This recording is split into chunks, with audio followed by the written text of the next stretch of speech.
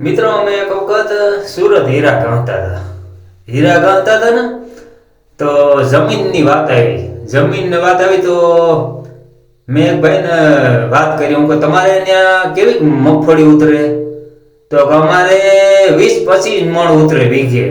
હા પછી બીજા ભાઈને પૂછ્યું તો અમારે કે 35-40 મણ ઉતરે કે વીઘાએ. હા પછી મને કે તમારે કેટલી ઉતરે? મેં કીધું અમારે 30-35 અમારે ઉતરે સારા ખેતરોમાં, બાકી 20 મણ તો ઉતરે કમસે કમ. હા પછી એક ભાઈ બીજાને પૂછ્યું હું કે તમારે કેટલી ઉતરે? કે અમારે 60-65 મણ.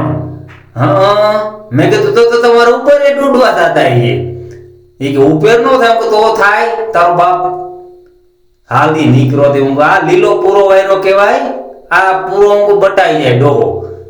હું જરાક વ્યાજ બી રાખ પછી મેળો દાંત કાઢવા.